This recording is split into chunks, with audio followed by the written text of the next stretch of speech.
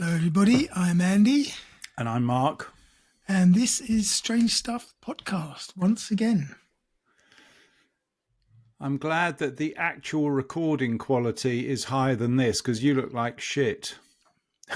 Are you having issues? No, I don't think so. No, it's climbing. 98% uploading. Should I close Outlook and things like that? Yes, everything. Don't have anything running in the background unless you've got a computer like mine, which can handle it. Well, that didn't do anything. That's strange. Anyway, it always looks all right at the end of the day, so it's not Good. anything to worry about. Good. Oh, that's interesting. Even if you close Outlook, it still comes up. Anyway, we're all right. We're okay. How are you? Pink T-shirt. Is that Lacoste? No. What's the jacket? Puma. Puma. Although I think it's a fake. I think I might have bought this in Manila. Well, that's a bit racist, isn't it? Assuming stuff you buy in Manila is fake. On the contrary, it's probably real. It cost about $1. Yeah, well, that's what they get paid. Didn't you see in the newspapers that the Chinese, to get back at the tariff ridiculousness, they started posting videos of the Hermes bag production in China and saying, we sell them for $20, not $2,000. Yeah, but I mean, I thought that was all put on hold for 90 days. The tariffs, I think they're sort of, they've been slashed in half. But I mean, the point is that no one knows what the hell's going on. I follow a YouTube channel who has basically a Ferrari dealership, normal guy supercars. And he was saying, he ordered parts from Italy, and that particular part that they ordered, it used to be $300 import duty, and now it's $1,000. It was 3 times what it used to be. Fucking hell. So, for small businesses, they're getting absolutely crushed. Anyway, as long as Trump's having a good time, it's the important thing. Well, he seems to be enjoying himself. He does indeed. He's very much looking forward to his new aeroplane. No one's killed him yet. No. Yeah, I mean, how can anything on the planet cost $400 million? Well, it's I don't know how much a jumbo costs. It can't be anywhere near that. You'd be surprised, actually. I think aeroplanes are quite expensive. But the thing is that it's so obviously bribery and corruption. Because because he was there signing an arms deal at the same time, for fuck's sake. There's that, of course. But the thing is that it's not being given to the state. It's being given to him personally. Well, it's being loaned to the state and then given to his personal library afterwards. It's beyond belief. And yet, pretty amazing. These this new bill that, funnily enough, didn't go through last week because some of the Republicans rejected it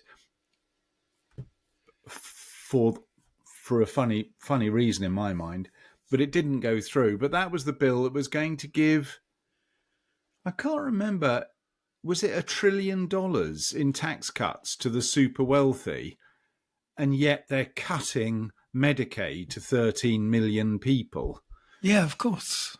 Why should the poor stay alive? But the reason why it didn't go through is not because the Republicans were siding with the Democrats. It was because the bill wasn't harsh enough on poor people. They wanted to cut even more benefits from the poor in society, to give even more to the billion. I don't understand how. What's that expression in English? Turkeys voting for Christmas. Yes. Isn't this a perfect example of the normal man in America voting for Trump, literally to have the quality of their life slashed. Well, it's not only in America, is it? Well, no, you're right. There was some woman who's an MP for Reform Party being interviewed on the BBC, and the interviewer was saying, so, you keep talking about sending the boats back. How are you going to do it? And she said, well, if they're here illegally, they're going to get deported straight away. Happen, ever. And they said, well, hang on a second, they've already arrived in the country for them to be deported. You're talking about stopping the boats. And she literally came up with no substantive idea as how they were going to stop the boats. She said the Navy will stop the boats in the Channel and push them back to France. No idea. How big is the British Navy that it can afford bloody great big warships to push rubber dinghies back to France? I mean, it's just... And they've never heard of physics either, obviously. And the thing is that, I'm a bit of a Bernie fan. I was watching a lecture Bernie Sanders was giving 20 years ago, and I never understood all of this stuff, but it suddenly becomes crystal clear. If you go up on a platform, we are going to make your life misery and we're going to give all the money to the millionaires and billionaires, no one in their right mind would ever vote for them. That is actually what they're doing, but no one would vote for them if that was their platform. So what they do is they come up with any issue that is going to divide the voter base, like immigration, like abortion. Donald Trump doesn't give a shit about unborn babies. He doesn't give a shit about anybody. But he doesn't give a fuck about Mexico. Of course he doesn't. But what it does is it actually divides people up. And the more you can divide people on these sort of issues, the more likely you are going to get into power on the basis we're going to make you poorer and we're going to make rich people richer. So it was a very, very interesting 20 years ago this was. And it's like Orwellian in the way that he predicted exactly the tactics that are being employed by the divide and conquer has always been the way. You're right, but you can't. When you say divide and conquer, I always think of sort of Alfred the Great or something stupid like that. I don't actually think that people can be so naive as to think that it doesn't. I mean, I'm one of them. You can't imagine it happens in modern society, but that's exactly the playbook, and it works beautifully every time. Every time, it seems. And talking of Mexico, I see the Mexicans have struck back. I know, against the Brooklyn Bridge. Unfortunately, I think someone died. I think there was literally. I was listening to the Swedish report on the radio this morning, and I think there was actually what's the thing? The crow's nest, is it called? The crow's nest at the top of the mast. I think there was some bod in the crow's nest as they were approaching Brooklyn Bridge, but in a sailing boat. I mean, it is it's a beautiful boat, sailing boat. 90 foot. A two-masted brig, looks like. I don't know. Oh, you've got a picture of it, have you? Well, I've got the front page of the current bun-up. Oh, really? And did someone die? I think they said someone died and 20 injured. 2 dead, dozens injured. Oh. So, that... Well, yes. I mean, how can you stop a 90-foot boat? Well, you must see the bridge coming and you must know how tall your masts are. I wonder what... this sounds ridiculous. I wonder what measure they use in Mexico. Do they use the metric measure or do they use imperial measure? They use fathoms. No, you dick. Whether they have feet or meters. In Mexico? Yeah. I think they have their own measurement system called the burrito. Exactly, 5 burrito. I mean, it could be something as stupid as that, because you're absolutely right. This was from the Naval Academy. So there must have been some experience. It's probably a training ship. I mean, I went on a but what happened to the captain? Was he having a tequila downstairs or something? Well, probably. I went on a British Navy training ship. The God, what was it called? HMS Belfast. No, it was a TS training ship. It was a TS Royalist, which was a three-masted brig. And did you actually pull a rope while you were on it? Oh, it was a 2-week thing. Oh, really? Uh, Did you have sore hands at the end of it? Sore ass. I don't understand why. they, used, they used to send us to sleep with a tot of rum. Yes, It made your ass bleed like a lunatic. it's terrible. Oh, we've got talking about abuse. This Diddy squat. What's his name? Shake Diddy. Shake Diddy. What's his name? Diddy dum dum. I mean, the way these people act. I mean, it's just so.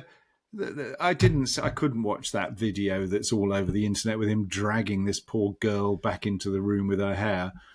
But he used to enjoy watching other people have sex with his wife. Yeah, male escorts. Male escorts having sex like with his wife. 20 at a time, if you don't mind. Well, yeah, she said that sometimes it went on for 4 days or something. Yeah, it wasn't his wife. I think I don't think he's ever been married. No, he used to be together with J-Lo as well at one point, didn't he? I wonder if she got the same treatment. Jennifer Lopez. Yeah. No, she yes, was. I'm telling you, years ago they were very big together. I thought she was together with Ben Elflick or something. Elfwick. Listen, we're talking years ago. Before she was a star. No. She was Jennifer Lopez, but she was definitely hooked up with Sean Combs. Oh, that's his. No, hang on. No. He's not known as Sean Combs though. No. What's his Puff stage Daddy. name? He was Puff Daddy in those days. Oh, really? And now Puff he's Daddy. Diddy. Oh, fucking I was Diddy right. Coy, whatever. Yeah, I was right. It is Diddy something. He sounds like a horrible piece of work, but P. Diddy. I don't know. But, yeah, he's uh, just a fucking freak anyway. I'm glad it's all finished for him. What is his record business, you mean? You could see the abuse from here. You only have to look at his parties and the people who attended. And I hope that they go deeper. What, not Trump? Was Trump there? And Epstein? He's bound to have been there. He used to be hanging around with Epstein all the time. It's funny. It's not funny. It's shocking that such truly heinous people are walking amongst us. Not only walking amongst us, but calling the shots. You're right, actually. Calling the shots. Yes, it is quite shocking. Anyway, because what's going on at the moment with these Epstein papers? Trump promised to release them, and he's refusing without abducting, whatever it is. Redact. I'm not doing well today, am I? Redacting his name that appeared 100 times. A lot of times. In the Epstein files. I'm going to let you see everybody else's nasty, but not mine. Exactly. Poor old Joe Biden's probably got to get a pension. He won't remember it anyway. No. He's got plausible deniability. I do not recall. I do not recall. Oh, and we had the Eurovision Song Contest yesterday, which Sweden didn't win. Why are you watching that, Dross? I didn't. In fact, we went to bed early last night, and I said, I reckon we're the only couple in Sweden who's not watching the Eurovision Song Contest. I don't understand it. No interest whatsoever. But, it's just I don't even it was finished. The guys who were singing the Swedish entry were, in fact, in a Swedish-speaking part of Finland, but they were actually Finnish. I was actually thinking the other day, sorry to go back, I hope I don't bore the American listeners with my rants, but I thought it quite appropriate the other day. Something triggered me to think when Trump was defending Putin or whatever, and Putin's argument was always that he was protecting the Russian-speaking population in Ukraine who were being oppressed, and he needed to set them free. And I was thinking, well, hang on a second. Surely there's lots of Spanish-speaking Mexicans in the southern states of America, like California and Florida. So does that Texas. give the green light to Mexico? Mexico to suddenly invade America on the basis it's freeing and that the population is oppressed because they have low-paid jobs and such like. Well, they've basically started the invasion, haven't they, in New York? Clearly. Well, yes. I think River. they came off the worst, though. I don't know I don't know how a wooden mask. I wonder how that affects Brooklyn Bridge. Probably not at all, actually. Oh, it doesn't matter. But any collision would require immediate shutdown and full engineering surveys. Yeah, you're right. You're right. Anyway, so the one thing that was mildly disappointing, and I spend far too much time thinking about politics, but you know who came second in the Eurovision Song Contest? No, I don't. Israel. I thought, weren't they supposed to be banned? Well, they were. No, I mean, there was certainly talk about it, but what it means to me is that they're not even in Europe. What the fuck? Hang on, what's happened? Nothing. It's fine. Yeah. Oh, you were suddenly blocked. Maybe someone doesn't like what I'm talking about. What was it? Yes, only European voters, Eurovision Song Contest, and clearly one can only assume that it is the Jewish population who are voting for Israel, European Jews who are voting for Israel, and it's sort of mildly disappointing because I always definitely try and separate the nutter Israelis like Netanyahu and the rest of the completely normal Jewish population in the rest of the world, in Europe. But when you see that the Jewish population in Europe, and I'm obviously speculating here, are willing to support Israel in something like Eurovision Song Contest, means they're giving them the green light to do what they're doing. And as I say, what are they even doing in a European competition? What do you mean Israel's part of Europe? How? It's the continent of Europe. Nah. It is. Nah. I'm so stupid. I can't find Israel on the map at the moment. That's because you're looking in Europe. Yeah, you're right. Hang on, sorry. I really am terribly stupid. Syria, Jordan. Is Israel? Oh, Israel. It's very, very small. It's sort of just below Syria, below Turkey. Well, Syria is you're not right, in it's Europe. Borderline. No, but it's definitely not. It's definitely not Africa. Africa starts at Egypt. Yeah, it's a bit borderline. You're right, actually. Well, hang on. Didn't we have Australia in the Eurovision Song Contest? Yeah, but that's kind of an in-joke. I think they do it every other year, just for a laugh. What, to let some completely obviously... Anyway, so that was going on yesterday. Didn't watch it. Have never heard the song that won, but immensely popular in Sweden. I've managed to avoid every little bit of it. I didn't even know it was happening.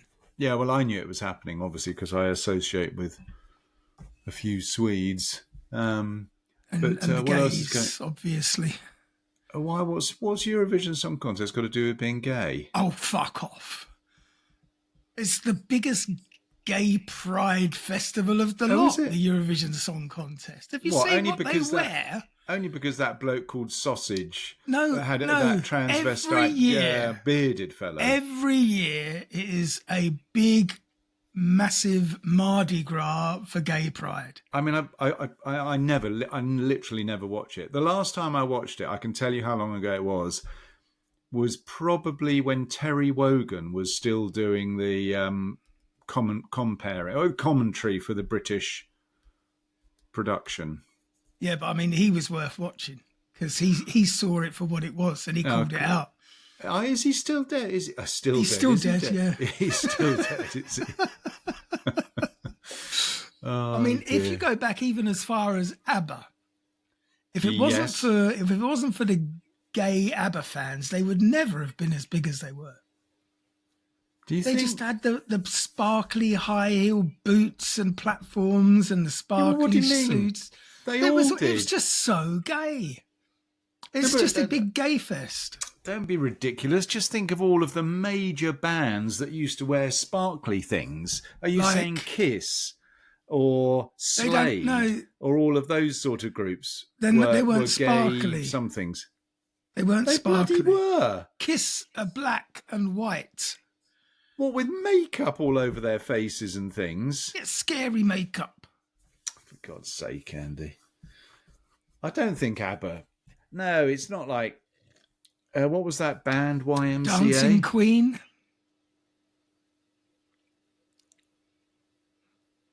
No, but that was... You can read that as a violently heterosexual... You are my queen. Yeah, you could. You can't blame their costume. But that was just the... David Bowie, was he a gay icon? Yes, absolutely. And he was semi-gay himself. No, he wasn't. He was married to that supermodel. David Bowie is famously bisexual. Naomi Campbell. No, he wouldn't go near that monster. He was married to Iman. What? He was... Iman. Not she was Naomi also a supermodel. Campbell. Yes. So who was married to Naomi Campbell? Was that Mick Jagger? Or no one? No one would be crazy enough to marry that bitch. She's the most violent temper tantrum. She's worse than Elton John for throwing things. One of her personal assistants sued her because she threw a mobile phone at her head. She's an attack dog. I'm telling you. Allegedly. Yeah, absolutely allegedly. But it's fact. And I might edit that out in case she comes after me. Exactly. Here, I've got a bone to pick with you because something else I noticed in the news. Do you ever read the BBC News? No. No. All right. So, how many programmes have we done about witches? 4 or 5? A few. A few, right. And when we do programmes about witches, like the Mora witches, we're horrified to discover that 16 witches were burnt at the stake in Mora. And we were the centre in Europe, apparently. And then you got what was the famous one in America? Witch trials? Salem witch trials, where they did 36 witches or something.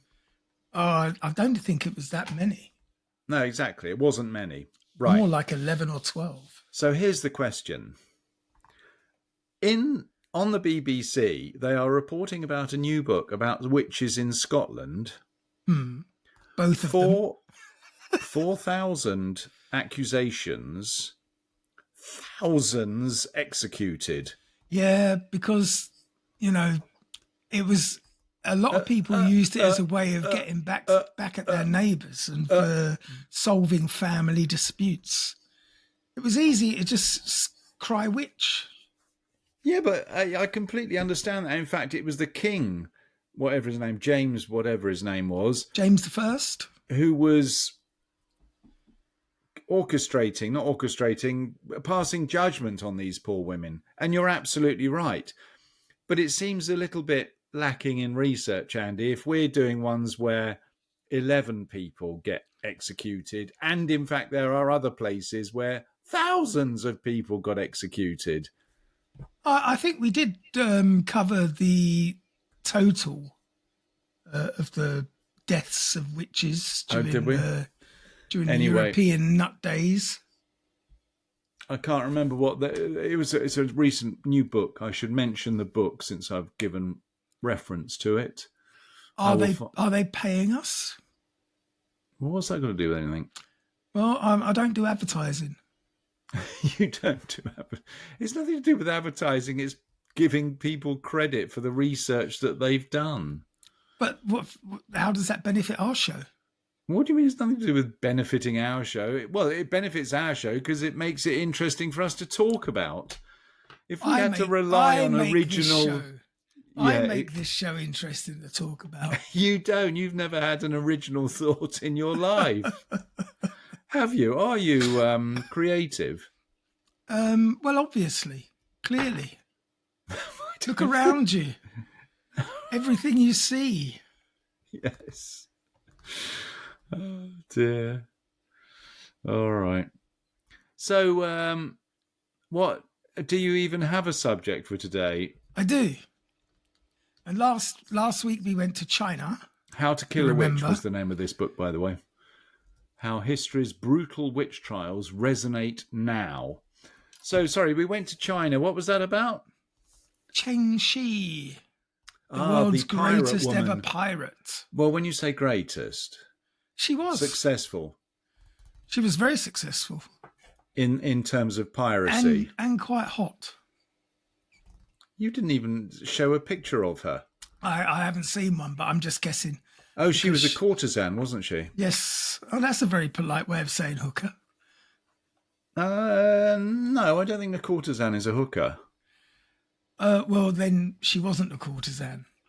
She worked the bars and the you're right. No, that's definitely the docks. I think the only difference. A courtesan is someone who's dedicated to one person.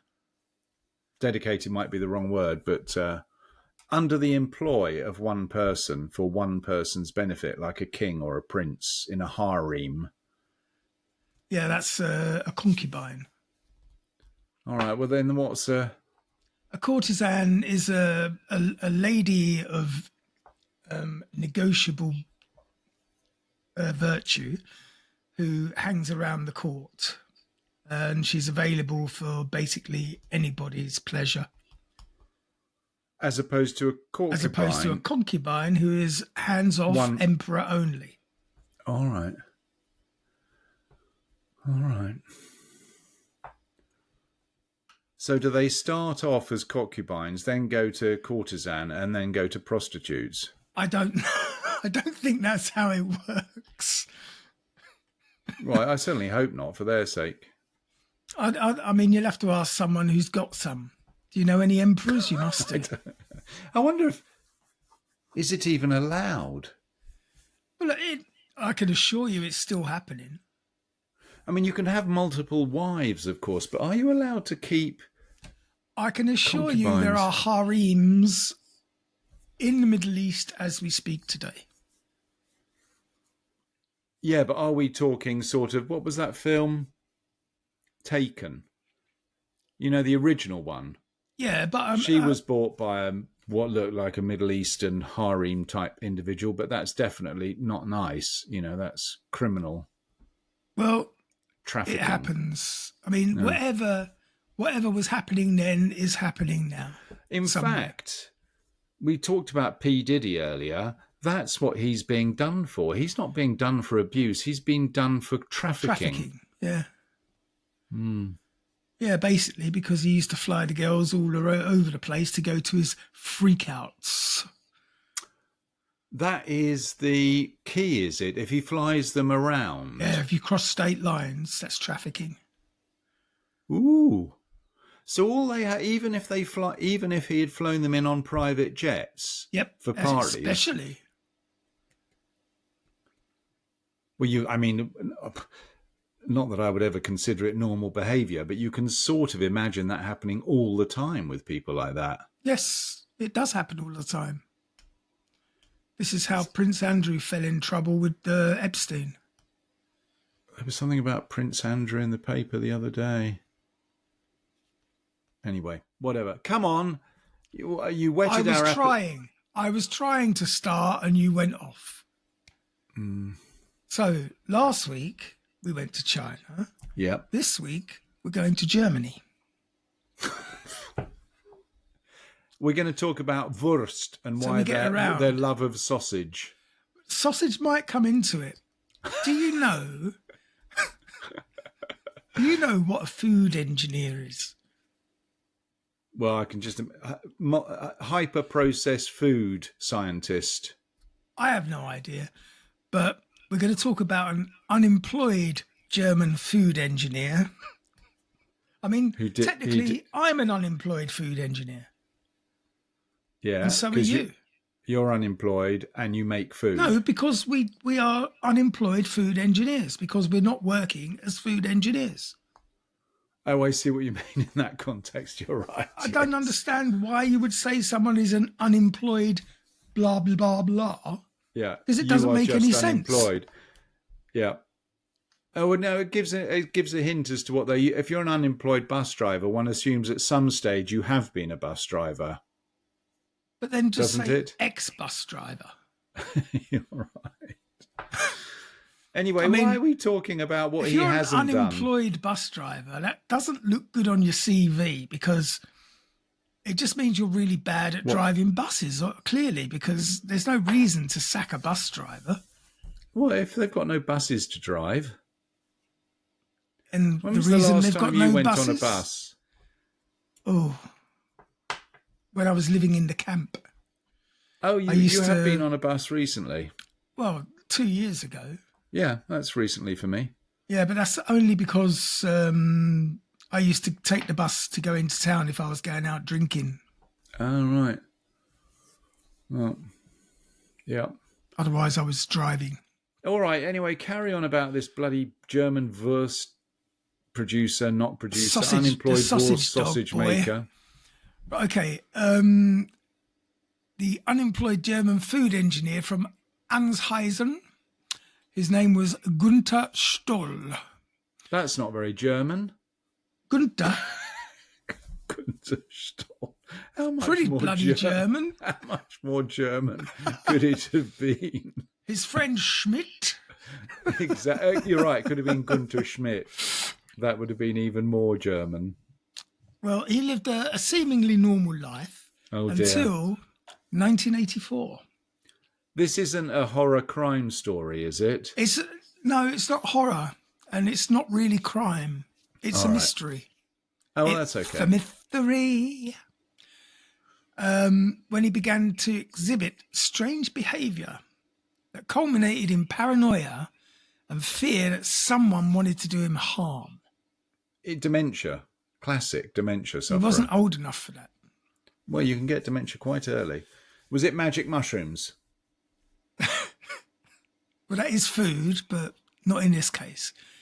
In October of 1984, Stoll was found dead under quite mysterious circumstances. Oh, dear. In what became known as the Yogtze Case. And Yogtze? Yogtze. And it's spelled Yogtze. Yeah, Yogtze. That's difficult. And the reason it was called this is because Stoll wrote the letters down on a piece of paper after declaring that he finally understood. Ooh. This is a bit mystery, isn't it? It is mysterious. It's quite an interesting mystery. So after growing up in Hagersheilbach, Hesse. Do you know Hesse? Well, it's a county. Yeah, I guess. Gunther later moved across the state border to Siegerland in the North Rhine-Westphalia. Oh. He lived in Ansheisen with his wife and there got work as a food service engineer. I'm guessing it was a McDonald's. It's like a cleaning toilets on a train would make you a hygiene engineer. Yeah, sanitary engineer. All right, so he worked at McDonald's. But by 1984, he was unemployed. For an undetermined length of time, he had been suffering from the effects of acute paranoia. And that can be brought on by drugs, especially certain drugs like amphetamines.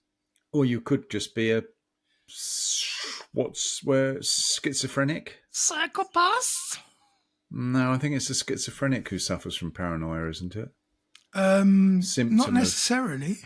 Schizophrenics are in two minds about most things.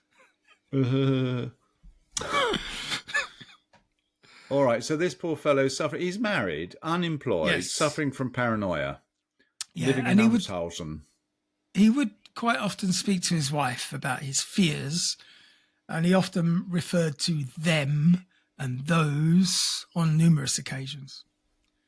And whenever his wife attempted to ascertain exactly who he was referring to, Stoll never clarified except to tell his wife, "They're on my tail," and alluding, I don't think all German people sound like SS "They are very officers from. angry.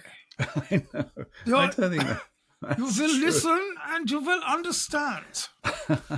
You need to broaden your accent repertoire. You have to do a friendly German as well. There is no such thing. We will not allow this. So he was always alluding that these unidentified people wanted to do something to him, possibly harmful. Yeah. That's probably what paranoia means. And these fears culminated on October the 25th of 1984, when Stoll was sitting in the armchair of the bedroom at his family home, when at shortly before 11 p.m, he suddenly rose to his feet and, in the presence of his wife, exclaimed in a loud voice, a loud angry voice, "Jetzt geht mir in Licht auf." Well, I see I. Jetzt geht mir in Licht auf. Get me out of here. No, it's now I'm getting a light, or now I've got it. Now I understand. All right. He then wrote down the 6 letters, the YOGTZE, on a piece of paper, spelling out Yogtze before crossing it out quite violently. Now, shortly after this, 34-year-old Stoll left the house and went to the pub, his favourite pub in Winsdorf, where he ordered himself a beer, and he promptly fell off his chair. How many beers had he had? Was it the Uriger beer? He hasn't even had a beer yet. He ordered the beer and hit the floor. And he injured his face. And it's believed he wasn't under the influence of alcohol. And several witnesses later testified that he'd lost consciousness, basically, like a faint. When he woke, he said to the innkeeper and the other patrons that he had suddenly gone. After this, he abruptly left the pub and drove away in his light blue Volkswagen Golf. Good German car, German engineering. In 1984 was this? Yes. October 84? Yeah. I had a Golf. Was it a light blue one? No, it was metallic Are you black. Günther Stoll? It wasn't. It was a red one, ELF 701Y. It was a Golf, a Mark 1 Series 2, 1.8 GTI, £7,300. This was a Mark 1. Mark 1 Series 2, 84, yeah. But his whereabouts during this time, where he drove to, is unknown. His next known movements were at around 1 a.m. when he appeared in Heigeseelbach, where he grew up.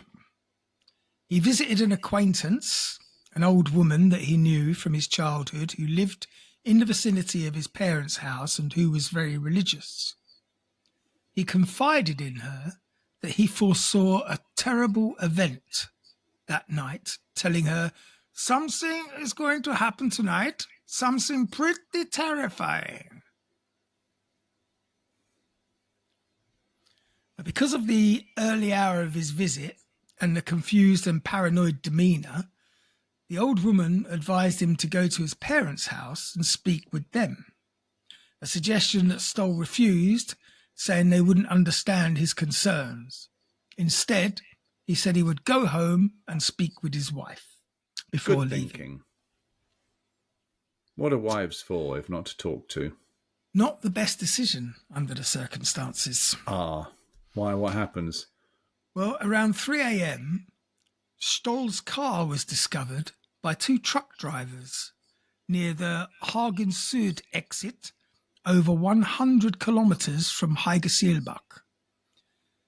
It had been crashed into a trench adjacent to the A45, and both truck drivers would later testify that they saw an injured person wearing a white jacket walking near the crashed vehicle. So while one truck driver went to contact law enforcement, the other one checked on the wreckage, and they found Stoll inside, severely injured and completely devoid of clothing. Naked. Absolutely stone cold bollock naked. I think it's stark bollock naked. This is at 3 Pretty o'clock in the morning. At 3 o'clock in October. The fellow with the white jacket, it wasn't a long white jacket like you get in a mental hospital. I don't have that information. Where are you going with this? No, I'm just thinking the poor fellow was probably seeking psychiatric help. At 3 o'clock in the morning? Yeah, and the psychiatric nurse thought, oh, I'll jump in the car with him to make sure he's safe. Where did he find this psychiatric nurse? I don't know, when he left at 3 o'clock in the morning. Who knows? I'm just would you get into a car with someone dressed as a psychiatric nurse at 3 o'clock in the morning? Well, if you were completely stark naked, I think that's the least of your problems, honestly. Oh, dear. So Excuse poor me, old... doctor, is he alive? Can you please do the coffin drop on me? I'm already naked. Is this poor fellow still alive or dead at this stage? Well, but let's get to that. He was barely conscious, but he was able to explain that 4 other male individuals had been in the car with him. Now that's pretty terrifying, because if you're stark bollock naked in a car and there's four other blokes, that's a scary situation. So they'd been in the car with him, but they had run away. Now, when he was asked if they were his friends, he denied it, said no. Don't know them. And the next question. On the way to the hospital, unfortunately, he succumbed to his injuries and died. All right.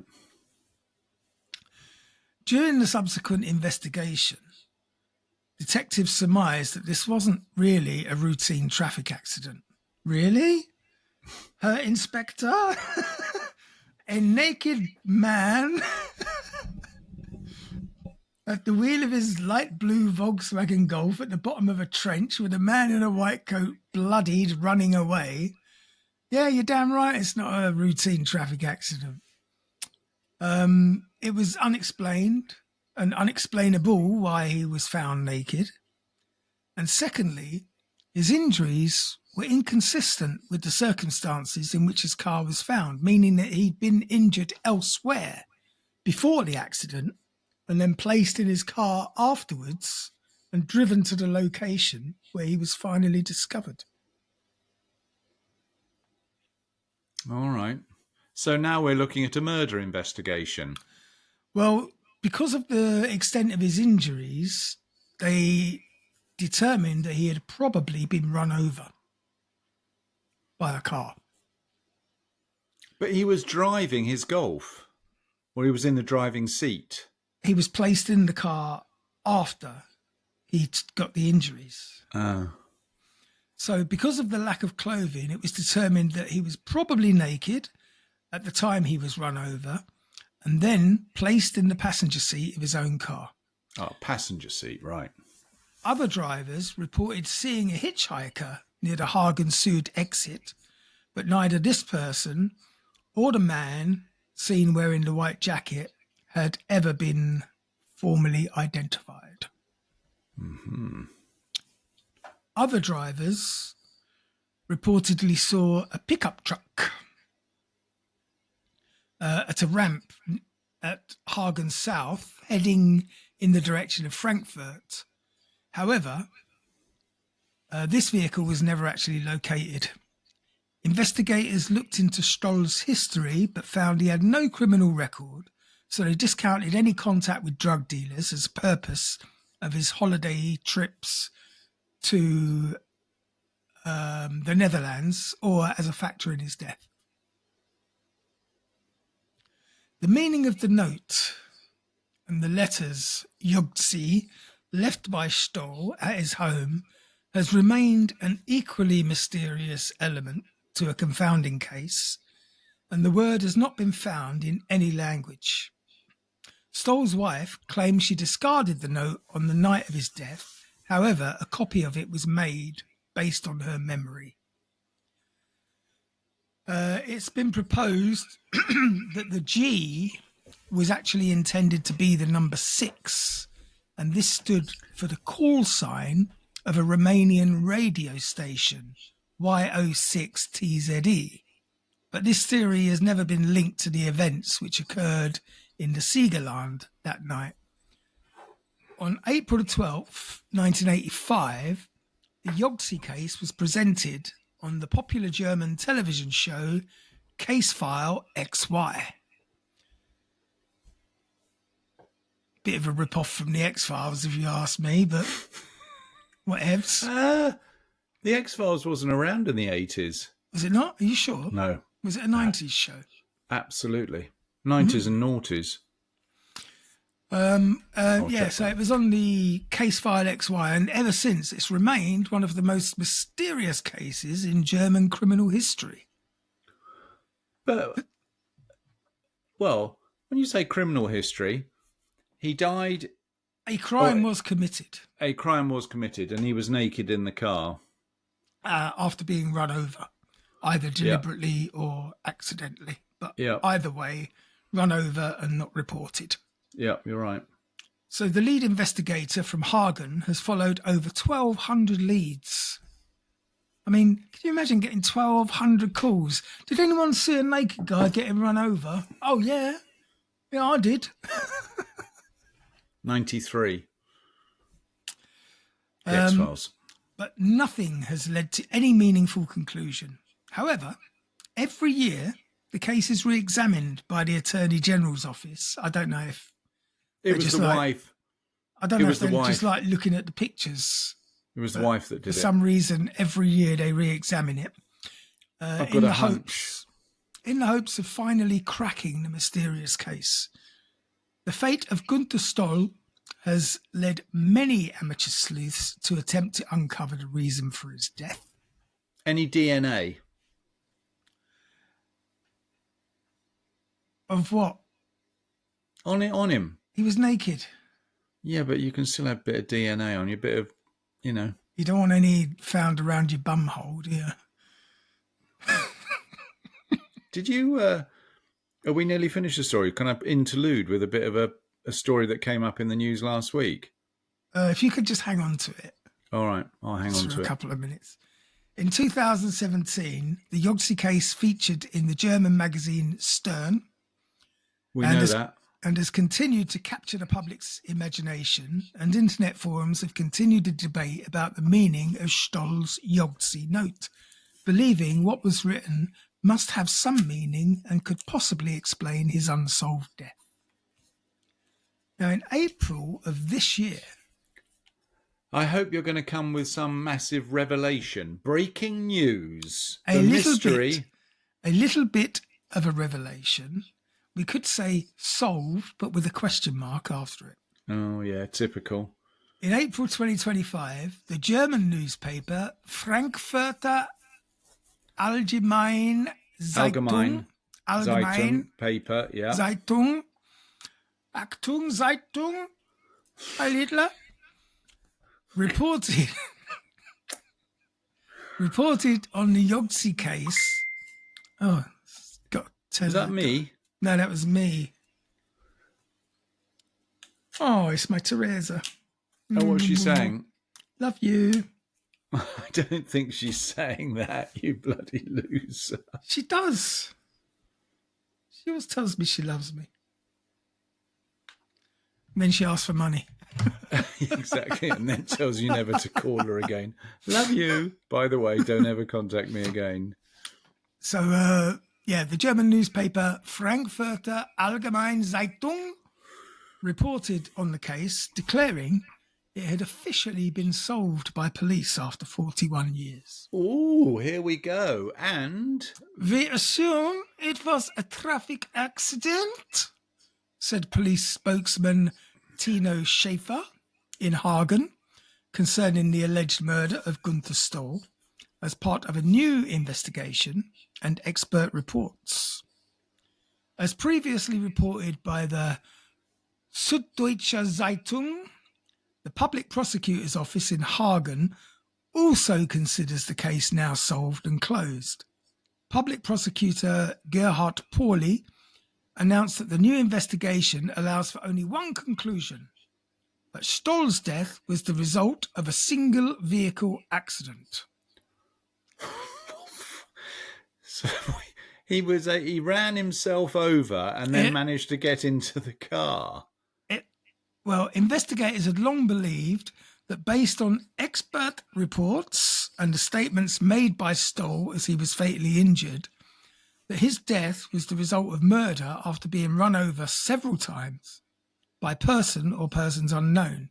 Indeed, Stoll himself had said that there were strange men in his car. However, a nationwide search generated by the airing of the case on the ZDF program Aktenzeichen XY ungelöst. That was pretty good. Case number XY unsolved in 1985 had failed to locate anyone involved in the incident. Police now believe that the case was never solved because the testimony of Stoll did not align with the evidence in the case. With new expert reports and a reconstruction of the events, investigators came to the conclusion that there was no murder, but rather Gunther Stoll had been involved in a traffic accident that had been caused by himself as the driver, who was not wearing a seatbelt when his car left the Autobahn 45 near Hagen and collided with trees. Two new reports found that his death was consistent with a collision, not, as Stoll himself insisted, a rollover from other cars. It was determined that the collision had catapulted him into the driver's seat, where he was later discovered naked. Regarding his insistence, who was driving there? What? Did he have a history of driving around naked, this poor fellow? Clearly. Haven't you ever done it? God, dear. Regarding his insistence that 4 other male occupants had been with him in the car, police did not find any DNA evidence in the vehicle besides that of Stoll.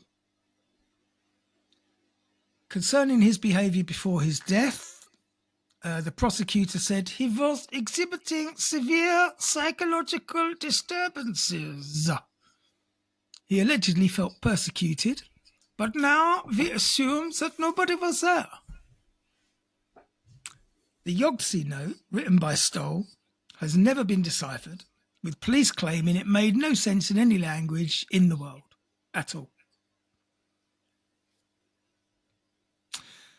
Police received clues over the decades about possible meanings of the words, with amateur true crime connoisseurs attempting to learn its possible meaning and connection to his death, which police have now re-evaluated. Neither the evidence nor witness statements could ultimately confirm external influence, said police in a word salad that meant nothing whatsoever. Instead, current findings point to a self-inflicted traffic accident. It's like these suicides where the victim has shot himself 3 times. Exactly, suicide. Oh, well, it's just absurd. Like I know it is absurd. That was that MI5 guy. Oh, the one who got himself in a suitcase and zipped himself up. Who was shot and got himself zipped up in a suitcase, and it was suicide. Yeah, well, MI6, don't fuck with them, mate. Well, and that brings us to the end of the tragic tale of Gunther Stoll. So it was simply a car accident where he happened to be driving naked. Or, as he went through the windscreen, all his clothes fell off. And then he bounced back into the driver's seat. And then he bounced back. How ridiculous. Anything can happen in 1985. And funnily enough, something else did happen in 1985. Or thereabouts. Did you read about that fellow who had been wrongly convicted of murder, who had spent 41 years or something. 38 years, actually. 38 years in prison. Yes, I remember the case. I remember the story. So it turns out that he had learning difficulties. He was interviewed by the police for several hours without representation. Finally admits to the crime, signs a confession written by someone else. And the first thing that struck me about that was, how the hell can you spend 38 years in prison for murder? I thought it was like 17 years is a life sentence. When you're fitted up properly. They never want you to get out in case the truth comes out. Seriously, do you think that what the situation absolutely. If you're ever done for murder, make sure you've done that murder, because you've got more chance of seeing daylight again than if they're fitting you up. It's like the great train robbers. They were all sentenced to basically life without parole. But that was only because they dared steal from the crown, because they hijacked a post office train. Well, that sounds a bit conspiracy theory-ish. No, it's absolutely true. How do you get life in prison for robbing a train? I didn't know they did get life in prison. Yes, they did. And the excuse given was that the conductor died 101 days after he was hit on the noggin. Yeah, but I thought, I'm not making myself clear. I thought life in prison meant 17 years. No, it used to be 30 years. All right. And you get let out on parole after half, or 17. Yeah, but the great train robbers, they were given ridiculous sentences. Are there any still in prison? No. Most of them are dead. I think, is it Charlie Watts? No, he's the Rolling Stones drummer. Exactly. I think it is a Charlie. He sells flowers outside Waterloo Station or Charing Cross Station. He was the one that went to Brazil. They made a film about him. Buster, yeah. Anyway, 38 years, this poor bloke. He says he felt no anger towards the authorities. Just disappointment. Yeah, exactly. He was 68. I'm disappointed in you. He went in at 29, came out at 68. I mean, it happened quite often for a while that the police would find educationally subpar people to pin crimes on because they could get away with it. I wonder what was happening in the 80s where it was so important that they were willing to imprison innocent people just to meet their quotas or tick the boxes. Maybe they were on commission. What do you mean? Oh, you mean they literally got a bonus for every arrest? Yeah, maybe not personally, PC by PC, but certainly department by department might get an increase in funding if they're shown to be more successful. Mm. Anyway, that was a good, I say a good story. Unsatisfactory outcome, I would say. Well, yeah, but I mean, it's nonsense. Obviously, the official line. I wonder if it's literally in those circumstances that the police are just sick of reopening the case. Why don't they just close the case as opposed to claiming they've solved it? It's the fact that they see it as losing face. They think that anyone would actually care that they've turned around and done the right thing. They would be more concerned with, oh, you idiots got it wrong in the first place and now you've had to admit it, so you're probably idiots. They just don't like to be proved wrong, and they will never admit that they're wrong. Generally speaking, Andy, do you hold the police in high esteem? Fuck no. I hold them in the same regard as most of the medical profession. I'll tell you Fucking what. charlatans. Well, you see, it's so interesting because I mean, I don't know your history, but I know you've only been in jail for one night. And listening to you, well, that's what you've told me. Listening to you, it's only one night in this country. In Sweden, you've been in a police cell in Sweden. I've been in police cells in 4 different countries, I think. But only for the night, surely. Mostly. Oh, really? What was the longest time you ever spent in a jail cell? It was only ever an overnighter. So, listening to you, it's as if you were fixed up for a crime and you'd spent 20 years in prison. No, but listening to you to defend all these people. I grew up in London, and I know a lot of people who ended up in prison for various reasons. And I know a lot of people who did get stitched up by the old Bill. Yeah, I'm sure it happens. They were not helpful. They are not your friend. The police are not there to help you. They are there to fuck you up. Oh, but... And the other thing is your animosity towards the medical profession.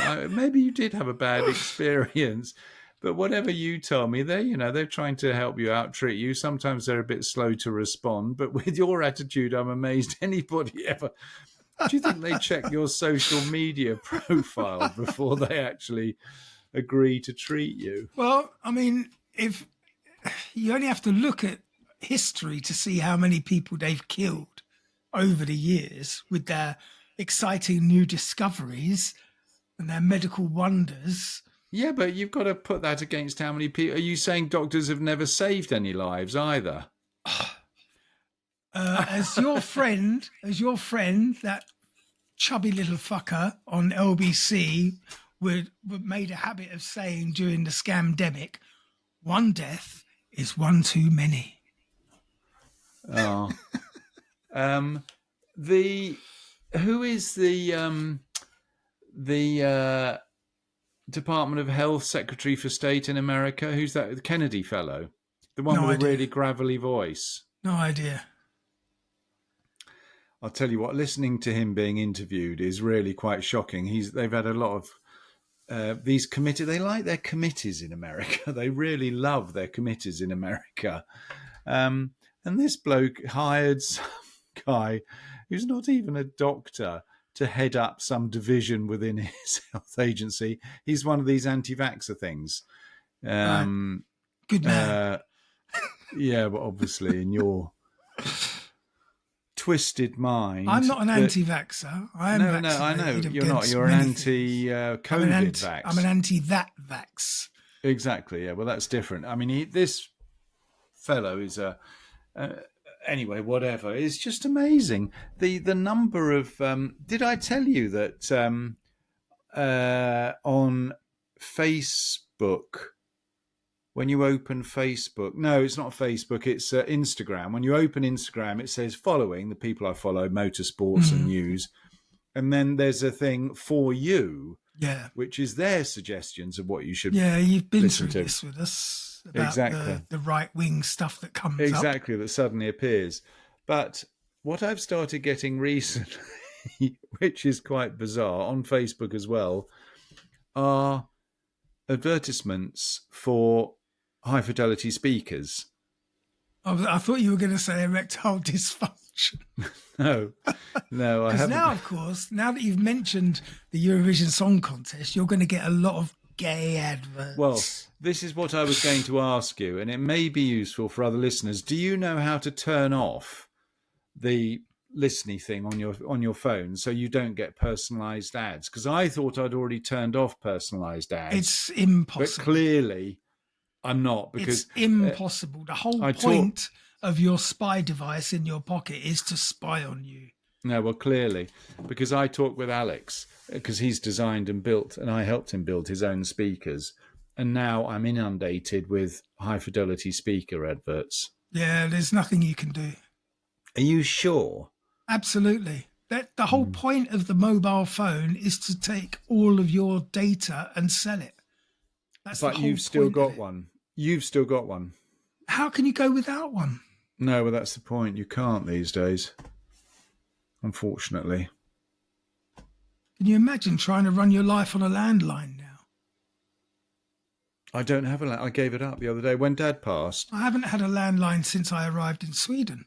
Oh, really? Oh, no, I had a landline up until a year ago because I used to call Dad on the landline because it was obviously he being in England. It was too expensive to use the mobile. But subsequently, I have given up the landline. Yes. All right, well, that was a good start. I say a good start to Sunday morning. I've already been doing gardening and cut the grass before I came in. Beautiful day today as well. I might even go out, for God's sake. I don't want to worry you, but have you seen the weather for Thursday? No, is it snow? Snow. In Mora, it's snow. Shall I tell you how do you spell Skellefteå? Skell. Hang on. Skell. Skellefteå. Västerbotten. Yes, Västerbotten's All right.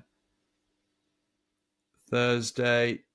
No, funnily enough, you're the same as we are. Snow, blunderd rain, 2 degrees. And it's going to be 23 tomorrow, plus. Yeah, I mean, today's going to be not quite so warm. I think we're about 12, 13 at the moment.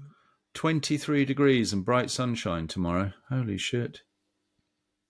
And I'm driving down to Stockholm on Tuesday. Oh, do you know what I did? Actually, let's just finish this up. Thanks for listening, everybody. I hope you enjoyed that story as much as Mark did. Sorry to blather on at the end, but we'll be back next week. Don't forget, you can join us on the Patreon episodes for some murdery bits at patreon.com/Strange Stuff Podcast, where there are free episodes and episodes that you have to access by buying us a coffee or buying us a beer. Or just not bothering buying us anything at all. Just listen to the free ones. If you've got any suggestions for any subjects that you might like to hear us cover, send them in to strangestuffpodcast@gmail.com. And any that we use on the show, the author of said suggestion will win a night out with Mark, all expenses paid. Yeah, in your dreams. So have yourselves... You've got to be careful with things like that. That fellow won the case. You know, there was a radio station in America that said the first person to arrive in the office with Dick or something tattooed on your forehead will win $1 million. Oh. Did you read this? No, and the fellow literally had Dick tattooed on his forehead. And I wonder how many people ran to the tattoo shop. Well, and he won his case because they said it's obviously a joke. It was April Fool. It was April the 1st. It was obviously a joke. And the judge said, well, not to this fellow. Yeah. And you didn't say it was a joke. And they paid him. I would get that tattoo for $1 million. Well, you'd get Dick tattooed on your forehead for 20 quid, wouldn't you? 25. For $1 million, you could have "I like Dick" tattooed For $1 million, I'd have one drawn on the side of my face. Exactly. Edited You'd into have my gob. anything tattooed for $1 million quid. Anyway, thanks for listening. Yep. Join us again next week. Have yourselves a strange week. In the meantime, if you do get involved in a self-inflicted car accident where you run yourself over, go through the windscreen, all your clothes fall off and you bounce back into the driver's seat from the tree, don't do it in Germany because they will never be able to work it out. See you next week. Bye for now.